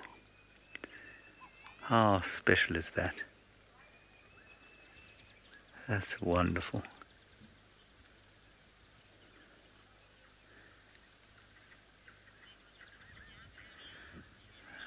And apparently this one was at the dam earlier, having a drink. Anyway, while he's there, Tingana, of course, we know that his territory shifted onto Djuma pretty much, which is that one. I'm just going to draw all these properties again. There we go. I've got it much more accurately this time round. And that's Chitwa. Chitwa is where we now traverse, obviously. And there's a dam there. That's the dam. I don't have a blue pen. And Tingana, when he was sick, spent all of his time in the drainage line here. There he is. That's him feeling sick, you see. Arg. That's him feeling sick. And for a very long time, he spent all his days there. I think it was probably for about 2 months, maybe. I know I went away on leave for a long time. I came back and he was still just lurking in this drainage line and he didn't leave. And of course it was during that time that Hukumuri started incurring onto Djuma. We all thought, or a lot of us thought, maybe he's done for, maybe he won't recover. He had that horrible limp. He was definitely hardly able to move. He just sleep and sleep and sleep and sleep. And as you know from the last few weeks, he actually walks a lot during the day, even in the heat of the day. He moves quite a lot. But he just slept for hours on end. And then one day he pitched up on the south of Djuma and he started moving north again and he started to call. Then he got hit again. I remember finding him not far from the Djuma Pan, which is about there. That's about Djuma Dam over there. And he was sitting on a termite mound. It was just after he'd kind of recovered. And he was sitting on a termite mound over there. There he is on his termite mound. And he wasn't feeling well at all. He had a horrible kind of, I don't know what it was. He'd obviously been slapped on the head by something because his ear was all floppy. And he kind of had a squonk face like this and he walked sideways. And he started calling. And I thought to myself, this cat knows he's injured, but he doesn't think he's going to recover. He's bluffing. He's so experienced that he's going to bluff any other leopard in the area into thinking that the territory's occupied. He recovered from that too. And since then, he's slowly started to expand his territory. He hasn't gone back south towards Chitwa at all, really, but he started going further and further north into Buffelshoek and further east into Torchwood, expanding his domain. So, although Thandi, who has a big territory, is the only kind of female who he completely encompasses, I think he is looking to expand. A last hurrah, if you like, for Tingana, who is now fully recovered. And I have not seen him looking better than he looks now. Oh, look, he looked slightly better when he was 3 years younger, but let's face it, we all look better when we're a bit younger. Unfortunately, that's the way it goes. The other thing to say about him is that he is considered in his approach to life. Now, most of the leopards out here are, to a large extent, fairly considered. They're very good at assessing risk and reward. And I think Tingana is particularly good at doing that. He knows which battles to pick. He knows which ones to fight. He knows when to back off. And he knows when to just disappear. And that's got him a long way. He knows when to press home an advantage. And I think that's why he's survived to the ripe old age that he has. He's probably still got a few years left in him, and it's going to be very interesting to see if he doesn't actually manage to take some of Gijima's territory and perhaps sire some further offspring. Carrie, well, that's interesting. I mean, as I was doing that, I thought anybody who's had a stroke is going to think I'm really being fairly unkind. As I was doing that, I thought maybe he did have a stroke. But it's difficult to see how wild animals would get a stroke, because of course a stroke is largely a lifestyle issue. You know, we eat badly and eat funny things and have stress, and that creates hypertension and bits and pieces in our blood that eventually get lodged in our heads, and that's what a stroke is. Difficult to see a wild animal developing a stroke and then recovering from it. Certainly not one that was that kind of severe. I think he got smacked on the head. I think a lion, most likely a lion or a hyena, whacked him one on the head. Probably a lioness. And Mary Jane? Oh, do I think that he gets STDs? Well, because he's such a philanderer. Mary Jane, interestingly, you do get a disease called Feline Aids, FIV. It is in this area. I don't think he's a victim of STDs. No, I think he's far too healthy as a 13-year-old male leopard to get STDs. 99% of the diseases that the animals can get out here that are naturally occurring, they will recover from. It's when you bring in diseases from outside that they really struggle. And in fact, it's the same with our own species. If you bring diseases in from outside to different areas where people do not have a natural immunity, they will immediately die of them. Smallpox was a great example of a disease that had been dealt with in Europe, and when it came to Africa, it wiped out hundreds and thousands of people. Let's have one last look at this elephant.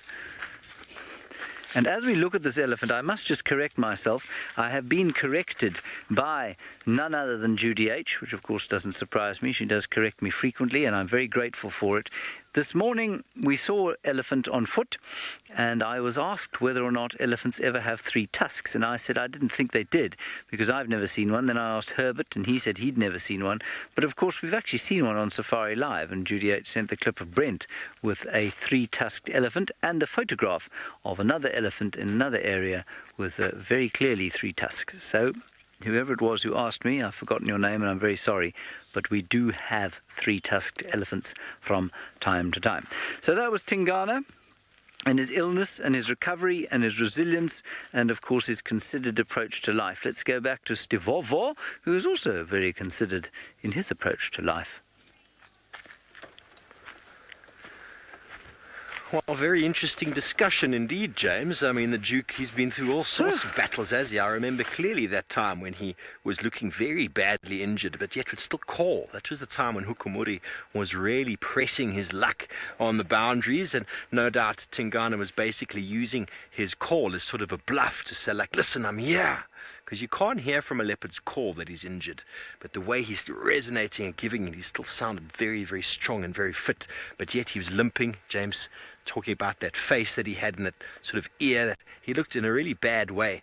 And it was really, really amazing when he finally just sort of snapped out of all of that and slowly started walking even further west again and going on old territorial routes that he hadn't been doing. Well, in the time I'd been, he hadn't done it. And when I told James one evening he'd walked all the way towards sort of Arathusa, James was like, wow, he hasn't done that route in months. So the Duke is definitely back in his prime. And what is he doing in the north with Gajima? He's definitely competing. And the killing of a female leopard, very sad as that might be. It's part and parcel of what happens out here, folks. It is indeed. Well, we are trying to see if our bat-eared foxes are going to come out of the hole. And the jackal have been playing around, and they've vanished. I don't know exactly where they've disappeared to, but we are here, we are waiting in anticipation for a family to emerge so we can show them all to you. Those of you who weren't able to see them earlier this week, from that clip earlier, you might have been able to see a little bit, but we're hoping we'll get a little bit more activity, a little bit more action of them coming out and playing and really just doing what bat-eared foxes do best. So well, we're just going to wait, I suppose. The sun setting in the distance. What more can we do? And, well, marvellous to be able to have a sighting just here next to the road, not far at all. But maybe we'll just turn the car just slightly so we can at least give you a view of the setting sun behind the escarpment. Hello, Jennifer. You want to know what the bat-eared foxes typically eat? Well, essentially, they feed primarily on termites. They'll feed on beetle larvae as well. And while they are foraging, they can also feed on certain rodents and even some reptiles from time to time. But they are primarily an insect eater. Sorry, James, I'm just going to take my foot off the brake. I hope the car doesn't move. Very good. So they feed on almost 70% of their diet is made up of termites. And then they'll make a portion of beetles and larvae, and then rodents, a very small portion within that diet. So, and omnivorous a little bit. They'll feed on some fruits from time to time, but invariably it's mainly an insect diet. And that's why with modified teeth, I said earlier, they've got between 4 and 6 extra molars, not very well developed sort of carnivore teeth, which enables them to chew their food as they go. Very, very healthy to chew your food. But what's interesting, though, is that they will actually completely swallow birds that they catch, feathers and all, but after many, many chewing bites on top of the crunching down, they'll swallow feathers and all. Okay, well, indeed, we'll be heading you all the way back down to Djuma, and let's see if they have got a sunset as beautiful as ours.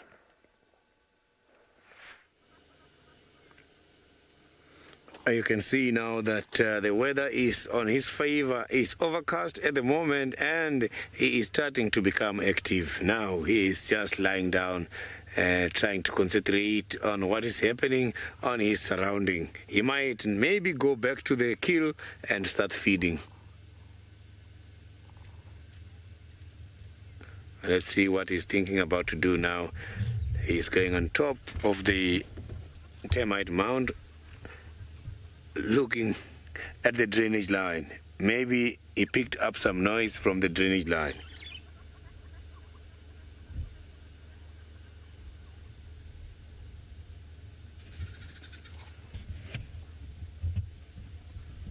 is going to lie down again. He's not yet interested to go back to the kill for feeding. So the thing is, when we got here, we were not sure if he has just been to the kill for feeding there or he left the kill much earlier. So it's difficult to tell if he's going to go back to eat now or he has just been there before we got here.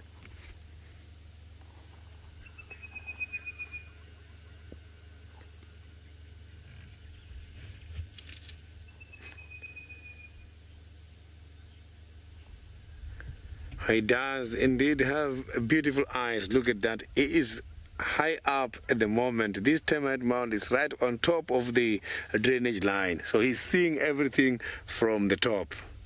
He can see very far from there.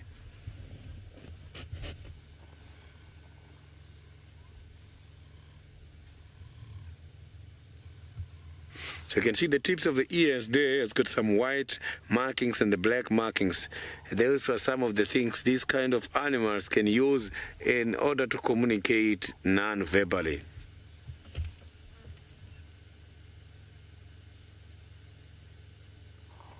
So he's got a notch there by the right ear, which makes it much more easy for us to distinguish between him and the other ones. Look, now it's time for grooming. So sometimes he does ingest some of the hairs from his body, which also forms part of the hair balls built up in the stomach.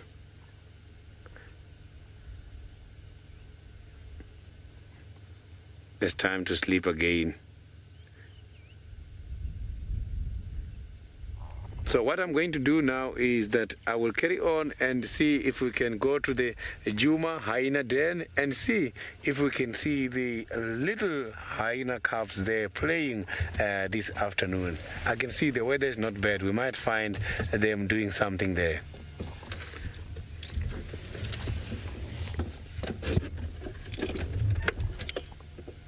So now let's quickly cross over, not very far away, to James.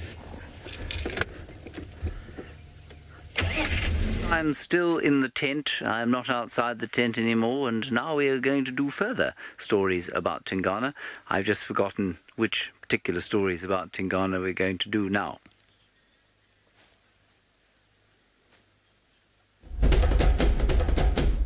Throughout the week, Tingana defied the leopard textbook, staking out his dukedom in the volcanic afternoon heat. His salivating and marking indicated the passing presence of an intruder, possibly Gijima from the north. Despite his excellent condition, the old duke remains wisely circumspect with potential danger, a superb judge of risk versus reward. As he headed off into the night, we were left wondering if perhaps Gijima has designs on the Duma dukedom.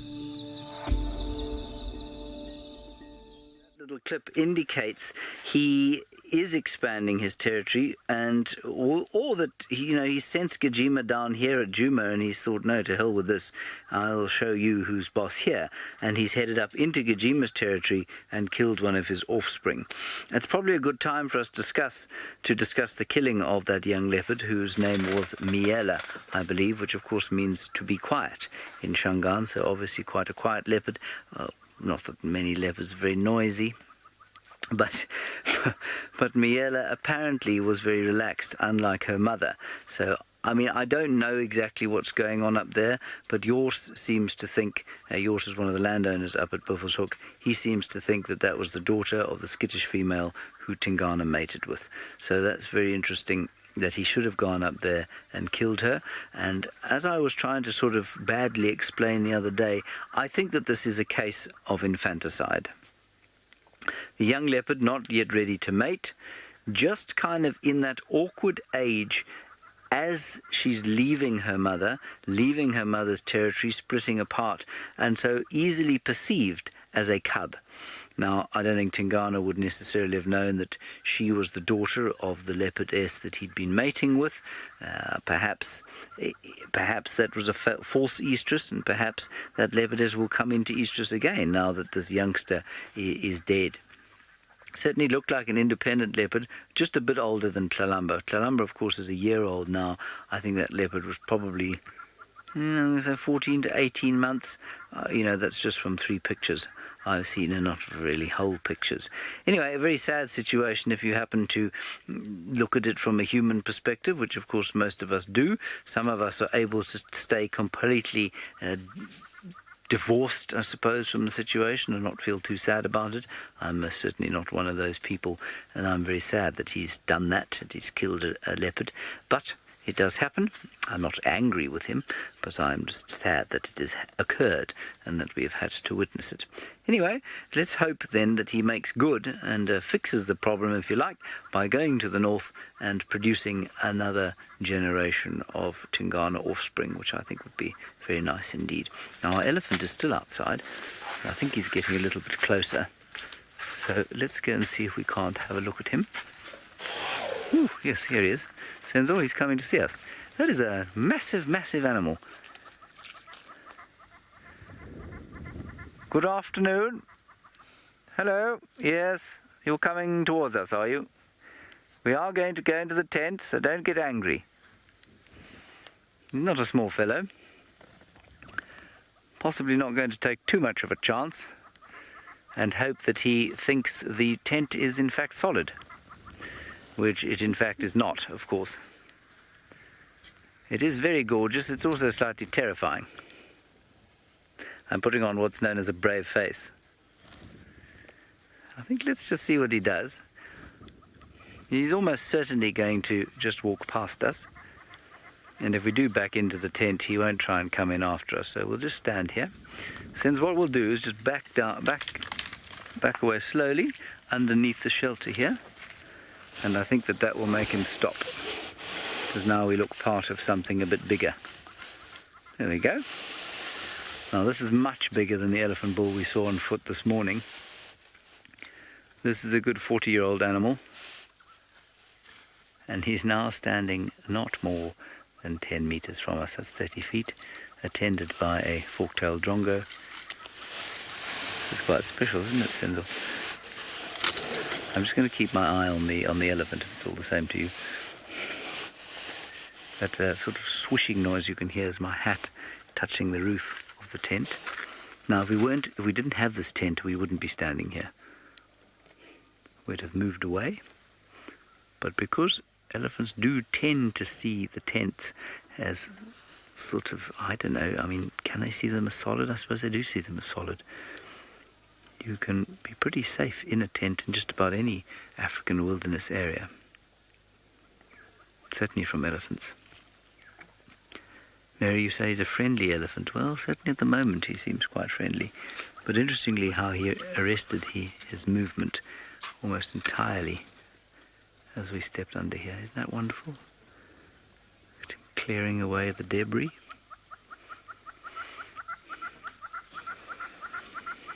Blowing away the soil, kicking the soil up. This is magic. This is just magic. No, Ben and Tesla, I'm not worried he'll attack the tent. If I was worried about that, I'd be sitting on Jerry's lap in the final control. I think we're fine here. I have no desire to take any risks whatsoever.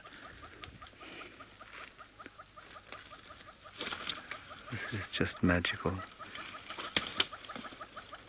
To be this close to an elephant on foot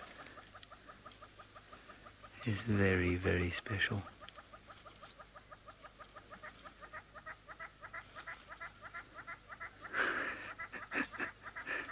Just hear a hornbill calling in the background maybe. And he's still going for the roots of the tree despite the fact that the tree is now producing the odd green shoot.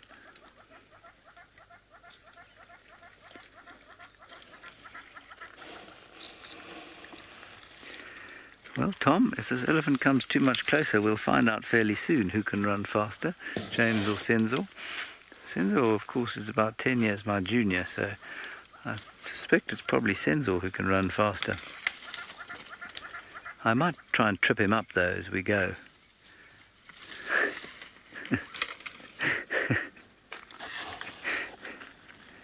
I really don't think we're in any danger. I mean, if we stepped out from under the cover of the tent, he'd probably get upset, but he's not showing any signs of distress at our presence. He can definitely see us. And there's no ways he can't hear me talking either. He's absolutely destroying that tree. And believe it or not, that was unlikely to kill the tree.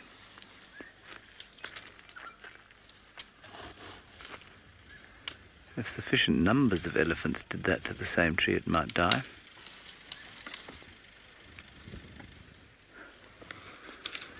And many of you feeling awed by this fellow, well, I'm feeling very awed by him as well. I don't think we should go anywhere from here. I think we should just stay right with him and see if he goes away, or when he goes away, and if he comes past us and gives us another look.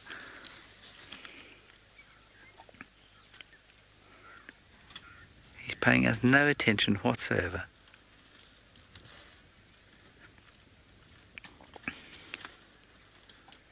And the strength of that wood is quite something. Paula, their hearing is excellent, so he can definitely hear me talking quietly. I do find that elephants react to our voices, to the tone of our voices, to the volume of our voices, and that's why I'm talking in this kind of what I would consider, you might not, but what I would consider relatively soothing tone. Look at his feet. Well, yes, Roshni, I'm very glad it's the tree he's destroying. I'm assuming you mean as opposed to the tent or the easel on which I was drawing, or perhaps my good self. He's digging an enormous hole next to this red bush willow. It's not a red bush willow, I actually think it's a silver cluster leaf that I used to climb. Or is it a bush willow? I can't see from here. It's a bush willow.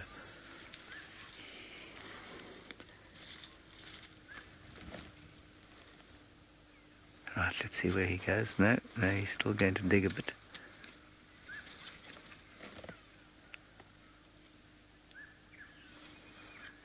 There we go. Let's watch him now. Prajesh, yes, elephants have teeth. They've got two very big ones sticking out the front of their mouths. Those are teeth. Those are tusks. And they are, in fact, elephant teeth. And then they've got molars inside their mouths, big kind of plate-like molars. And they get 6 sets of molars during the course of their lives. And when those molars run out or wear down, then they will eventually starve to death, of course. Now, this particular chap is probably, I'd say, about 40 years old, and I think he's probably onto his 4th set of teeth. See, he's just going to walk past us. He's going to give Senzo a bit of a look. Oh, this is just magic. He's now come slightly close. He's probably about 8 meters from us now. He's massive. This is a massive, massive, massive animal. Senzo's just shaking his head at how amazed he is by the size of this animal. No, Jerry, don't worry. The stingless bees, George and Sarah, are absolutely fine, I think. Ooh, no, they're not. They're quite close to him. Look at this. This is bush clearing. This is natural bush clearing. That's why elephants are so completely necessary. Keep going, fellow. I didn't like that bush. It was a bit scraggly. Home improvements, tent improvements by the elephants. I'm almost feel like walking up to him to show you how big he is compared with me. Basically, I would come up to just under his, where would it be? Just under his elbow, basically. I could almost walk under his body, where his front legs join his stomach, under his chest. I could almost walk under there without ducking. So he's probably about twice my height. I'm going to say, yeah, I'm 5'8", so I mean he's probably Yeah, he must be almost between 11.5 and 12 feet tall. That is pretty impressive. Maybe 11 feet, maybe not quite as tall, twice as tall.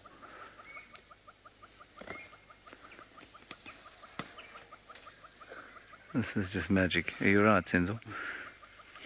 I'm just checking with Senzo that his biceps aren't giving up, because of course to be on air for a long time as a bushwalk cameraman is difficult. But Senzo's been working out his biceps, as I told you the other day, so there shouldn't be a problem here. Now, I know this elephant isn't a major character of ours, but he's a major character of this particular show, and we must always use what surprises the wilderness throws at us.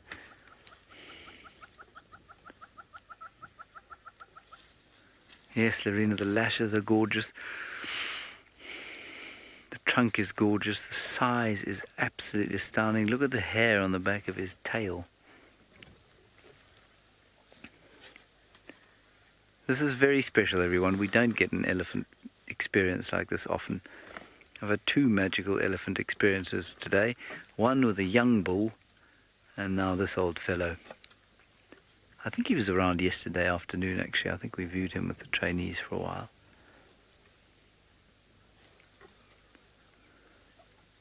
Magic. Just chewing on his stick. Obviously likes the roots. Thinks there's a bit of moisture there, I'm sure. A bit of storage of nutrition. Yes, Giraffe Girl, thank you. Senzo is nodding his head in great appreciation for your compliment to his camera work. Quite interestingly, Senzo is in fact very well dressed this afternoon. His dreadlocks are tied up in a very neat bun on the side of his head, which is quite amusing.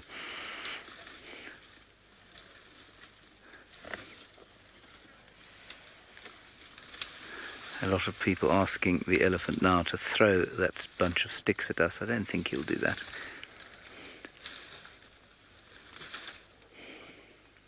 He's now about, I'm going to say 6 meters from us, so about 20 feet.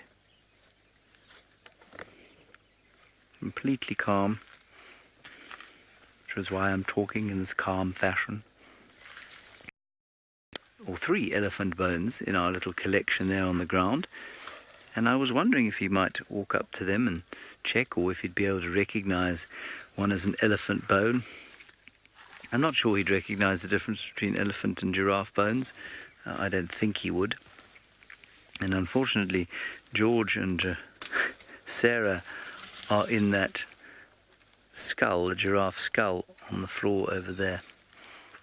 Those are our stingless bees.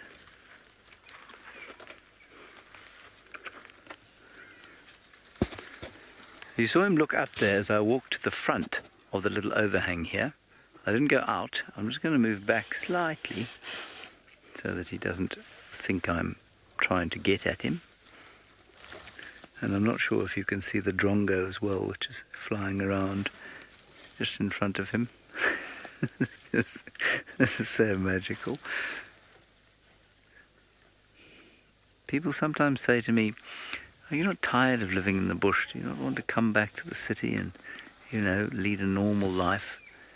And, well, I guess the answer is no when you can have experiences like this.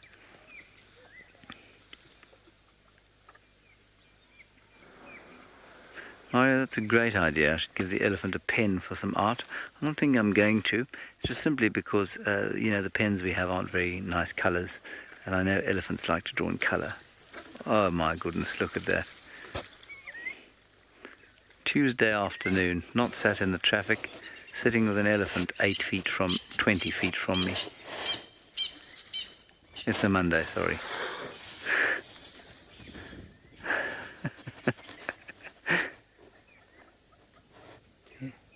Picking out the bits he doesn't want.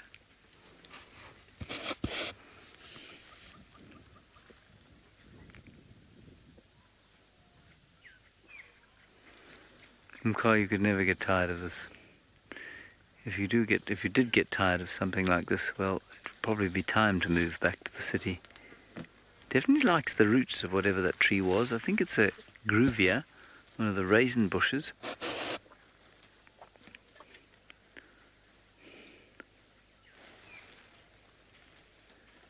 I just heard some alarm calling birds behind us as well and wondered if Hosana wasn't coming this way. That would be quite something. Hosana and elephant in one sighting.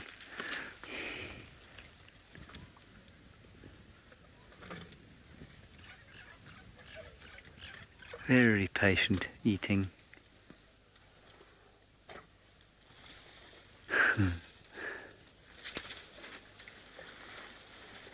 Yes, Byron, Mondays are just the worst.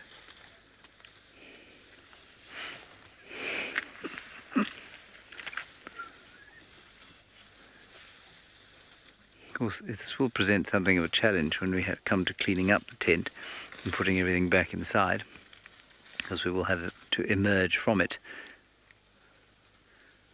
But I think by then he'll have wandered off, possibly towards where Hosana is. Apparently Hosana is, in fact, still fast asleep where he's been all afternoon.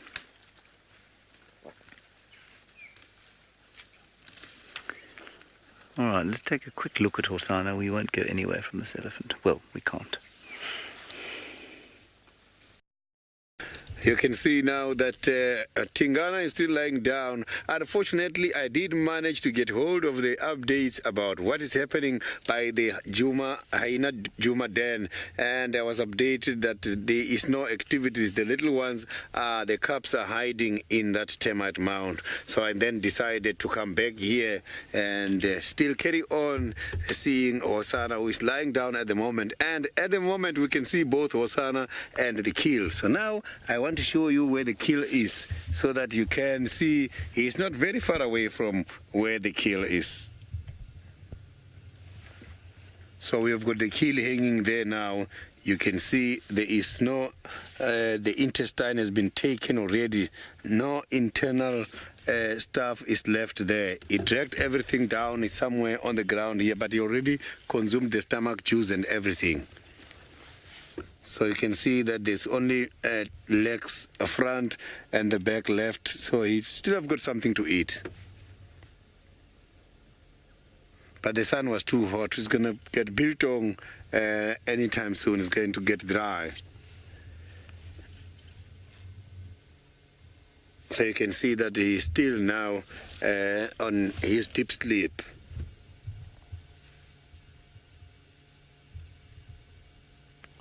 So he just moved from where he was a short distance of less than 10 meters. He moved from the beginning of the termite mound at the bottom just to the top.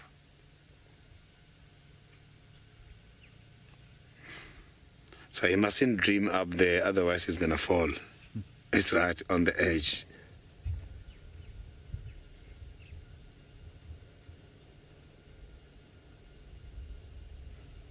You can see that the nose is not pink anymore because of the ground. You can see that it's dirty a little bit. This nose is very much clean, but here at this stage, the nose and the tip by the chin, you can see that is wet. So that is from the ground, the dust when he was dragging the carcass, obviously.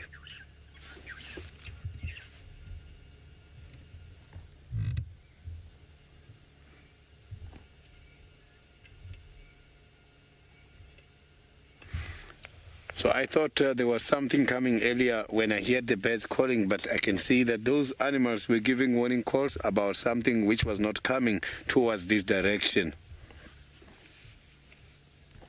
So I can see the flies are starting to give him problem because it's not yet completely clean. You can see that there is some blood there.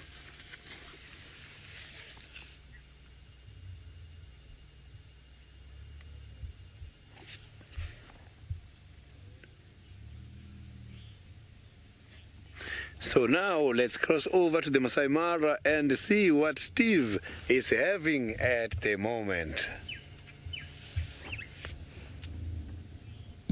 Well, James, I just saw a picture of you on Twitter, and you can't fake that kind of smile, can you?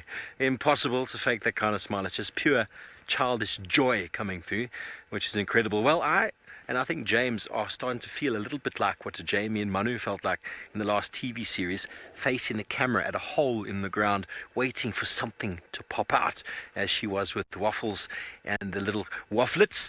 But what happened all of a sudden, as we were looking, is the three adults just came straight out the hole, and they went marching off in the direction.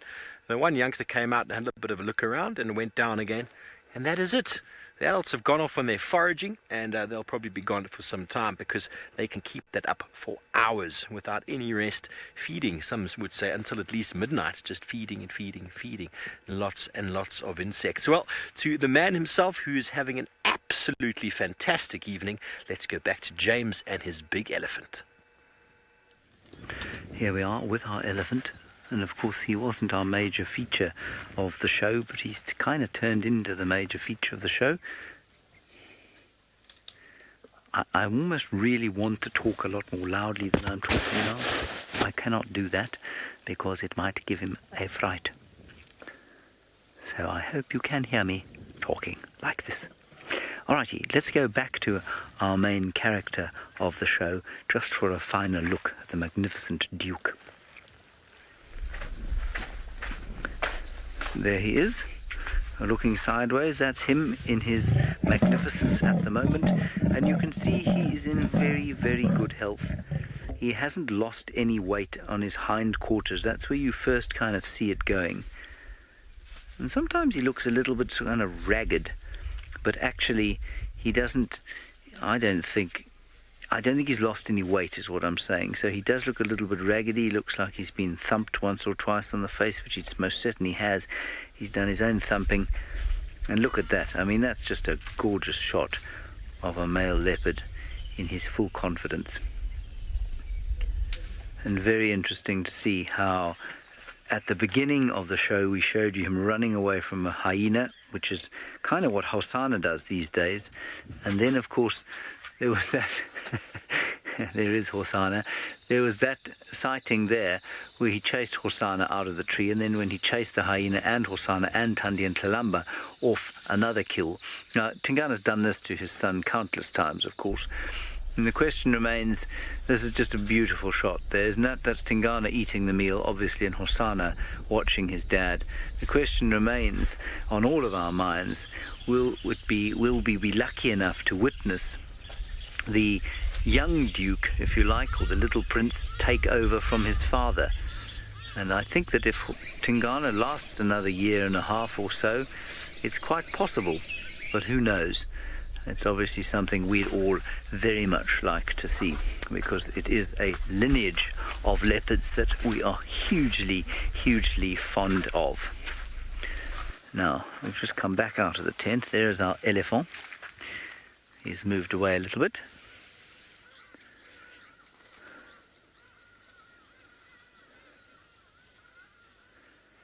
Yeah, I agree, Bright Knight. He does look to be in prime shape. I think he's still heavy. He's still got a lot of confidence, and I think he's going to keep going for a while. Of course, we don't know what's going to happen to him. We don't know if any disease might befall him, if another young buck male leopard might try and chase him out. Who knows? But for the moment, he's doing very well.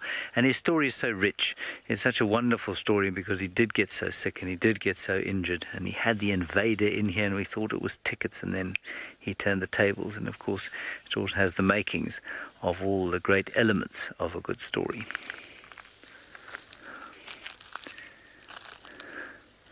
We've got 1 minute left to look at our elephant. And so I think we'll just stay on him. Although it would be nice if he turned around to look at us rather than showing us his rather substantial bottom. It's an impressive bottom, but not as impressive as his head. It's been a very pleasant, cool day. And I feel thoroughly satisfied with how it's turned out. Thank you very much for joining us. Thank you for your questions. Thank you for your comments. They are as always, much appreciated. And thank you for coming on the ride that is the lives of our characters. It really is wonderful to have you with us, and wonderful to have such tremendous interest from all around the globe for Tingana, not only, but all the characters of Safari Live. Until tomorrow morning, bye-bye.